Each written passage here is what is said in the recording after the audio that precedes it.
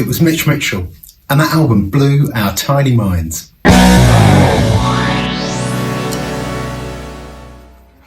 So it's the mid-1980s.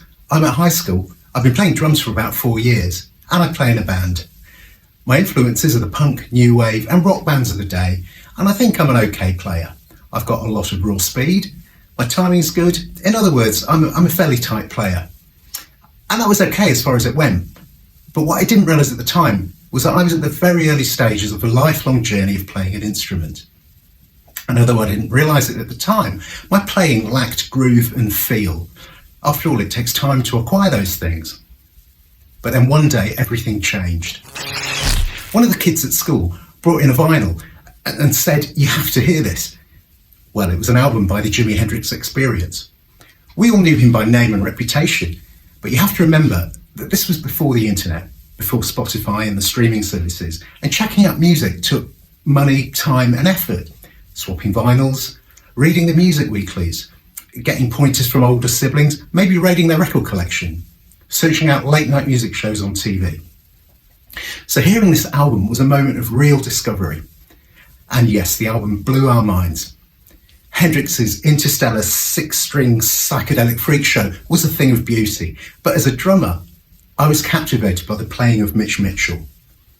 My influences at the time were the big hitters of the punk rock and contemporary rock scene. But listening to Mitchell, I felt I was tapping directly into the source. His inventiveness and creativity on the drum set was astounding to my ears. From the jazz inflections all the way over to all-out rock power, his command of dynamics and orchestration was fantastic. And whilst for the more casual listener, his contribution was perhaps overshadowed by the brilliance of his band leader, many would agree that Mitchell matched him for technique, creativity and execution. In short, they were an excellent partnership. Well, this was just the start. Appetite whetted, we willingly went down this rabbit hole to the late 1960s and discovered all that it had to offer.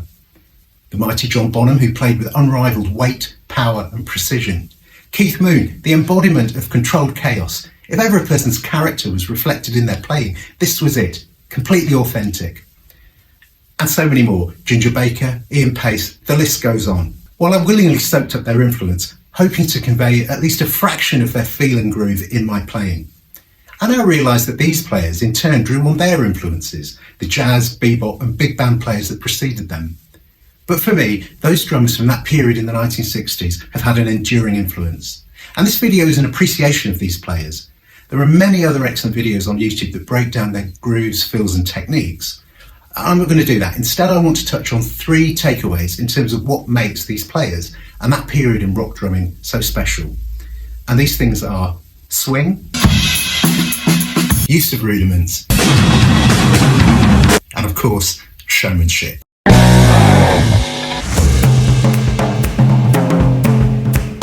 These players' feel and sense of time was no doubt shaped by their influences, which for Mitchell included jazz legends Elvin Jones and Tony Williams, famed for their work with jazz legends John Coltrane and Miles Davis, respectively.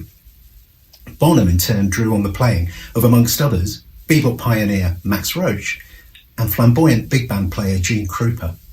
These influences are evident across their works, which are too numerous to list, but for now I'll name check Bonham's playing on the track Dazed and Confused, where he sits in the pocket, slightly behind the beat, and proceeds to lay down a relentless groove. And Mitchell's rolling forward motion on the track Manic Depression, laid out in a 3/4 time signature.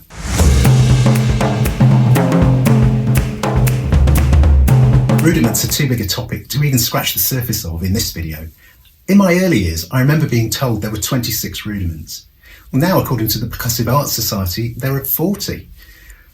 For now, it's sufficient to say that, in my opinion at least, it's possible to get into the ballpark of beginning to emulate the feel of this era with a good grasp of certain rudiments, single and double strokes, paradiddles and its related forms, inverted paradiddles, double paradiddles, and so forth, and a selection of flam and drag-based rudiments. Articulating these across the kit will get you into the ballpark of these players.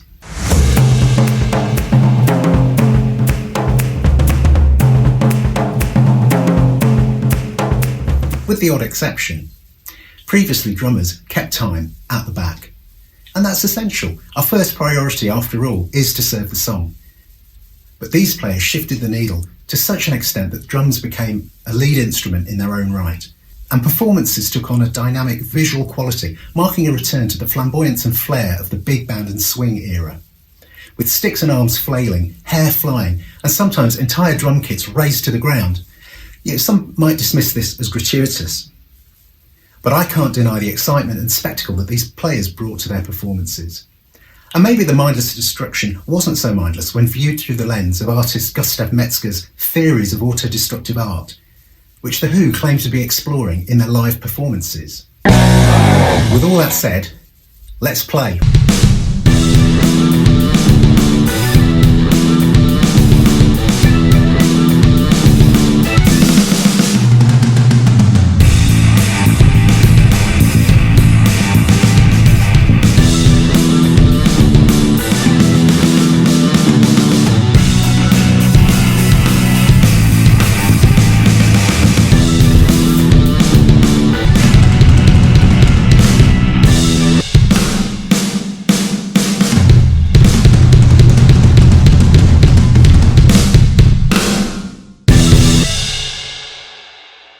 And so to the impossible question.